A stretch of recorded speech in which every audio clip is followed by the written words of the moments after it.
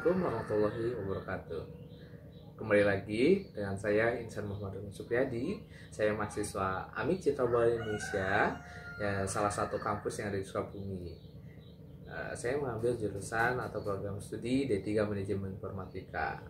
Nah, saya di sini memenuhi tugas mata kuliah e-commerce yang dosen pengampunya yaitu Bapak Rio Raja Bisdendi. Nah, dari sebelumnya, dari materi sebelumnya yang sudah saya sampaikan di video sebelum-sebelumnya mengenai e-commerce, nah sekarang saya akan kembali menjelaskan mengenai e-commerce dengan judul yaitu proses bisnis dalam kerangka electronic commerce. Nah, seperti halnya dalam aktivitas bisnis konvensional, nah, sistem e-commerce juga melalui tahapan-tahapan aktivitas tertentu yang biasanya diistilahkan dengan proses bisnis. Nah, dari berbagai jenis proses bisnis yang ada, aktivitas transaksi perdagangan antara penjual dan pembeli merupakan hal mendasar yang harus dipahami oleh praktisi bisnis. Nah, dengan bermodalkan sebuah website atau homepage, nah, penjual atau seller dapat memberikan berbagai informasi sehubungan dengan profil usaha dan produk atau jasa yang ditawarkan. Nah, di sisi konsumen sebagai calon pembeli atau buyer, internet menyediakan akses secara luas dan bebas terhadap semua perusahaan yang telah mendaftarkan diri di dunia maya. Nah, pertukaran informasi dalam arena ini dapat dilakukan secara satu arah maupun interaktif melalui berbagai produk elektronik seperti komputer, telepon, dan yang lainnya. Nah, proses bisnis pertama di dalam sistem e-commerce adalah untuk mencari dan menjaring calon pembeli sebanyak-banyaknya. Nah, sementara prinsip pembeli adalah berusaha sedapat mungkin mencari produk atau jasa yang diinginkannya dan mencoba untuk mencari tahu penilaian orang lain terhadap produk atau jasa tersebut. Nah, selanjutnya setelah aktivitas tukar menukar informasi dilakukan, proses bisnis selanjutnya adalah melakukan pemesanan produk atau jasa secara elektronik. Nah, dua pihak yang bertransaksi sudah selayaknya harus melakukan aktivitas perjanjian tertentu. Nah, sehingga proses pembelian dapat dilakukan dengan sah, benar, dan aman.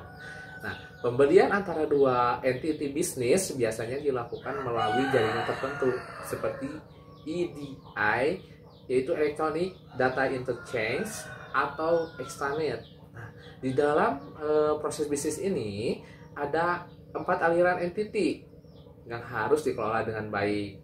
Nah, yang pertama flow of goods atau aliran produk. Nah, yang kedua flow of information atau aliran informasi. Yang ketiga flow of money atau aliran uang. Nah, yang keempat ini adalah flow of document atau aliran dokumen. Nah, fasilitas e-commerce yang ada harus dapat mensinkronisasikan keempat aliran tersebut sehingga proses transaksi dapat dilakukan secara efisien, efektif, terkontrol dengan baik. Nah, selanjutnya yaitu setelah transaksi usai dilakukan dan produk telah didistribusikan ke tangan konsumen, nah barulah proses terakhir yaitu aktivitas purna jual dijalankan.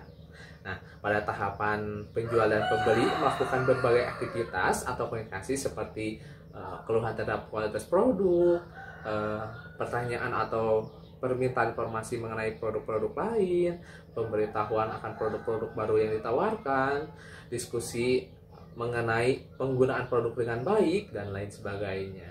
Nah, target dari interaksi ini adalah agar di kemudian hari terjadi kembali transaksi bisnis antara kedua pihak yang didasari atas kepuasan pelanggan. Seperti itu.